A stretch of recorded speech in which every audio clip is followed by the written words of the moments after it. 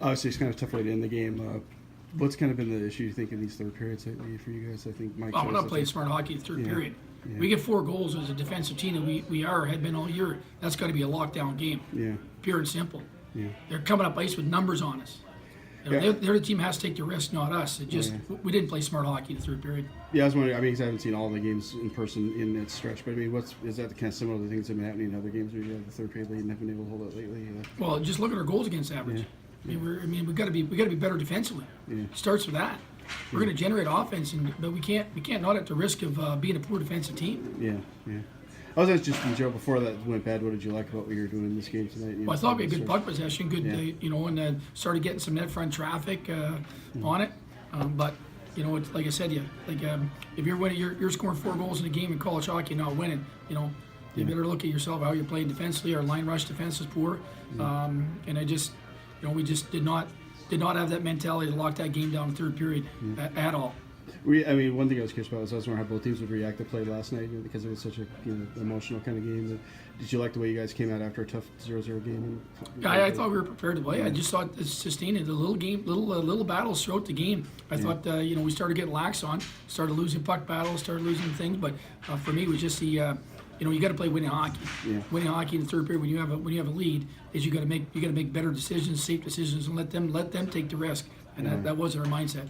Were you pleasantly surprised that you guys were able to pull a tie out of this game when it was 4-2? Were you thinking? Yeah, I'm proud of our guys that we stuck with it, obviously. But against they're very good. They're one of the best teams in the country, and that's not by accident. And the fact that we were able to to hang in there and keep it close, and then Bobby McMahon, a couple of great individual efforts, and we were able to to get the point in a tough building on a night where early on it didn't look like we were going to get much out of this. So.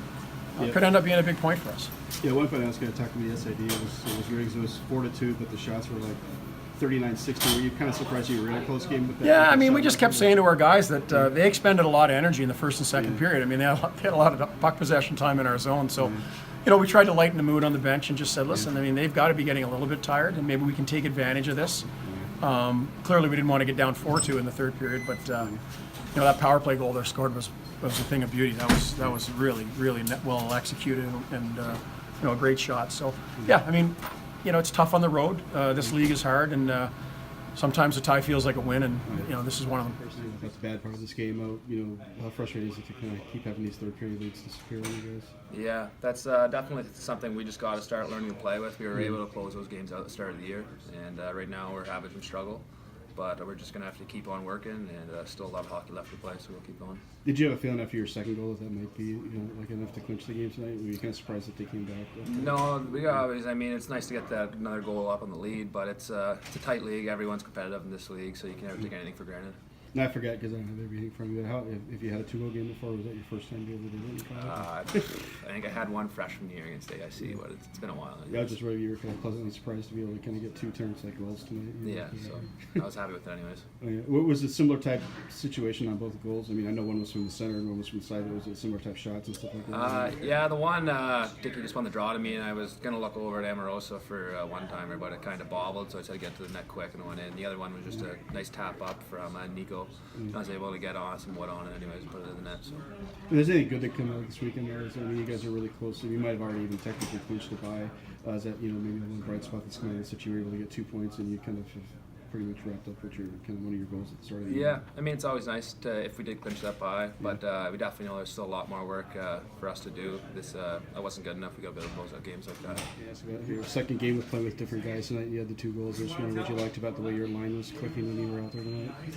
Yeah, I thought our line had a really good night actually. Obviously you got scored on at the end there to tie it, which was tough. Just kind of a missed assignment there, kind of a bit of a dagger. But I thought we played hard tonight.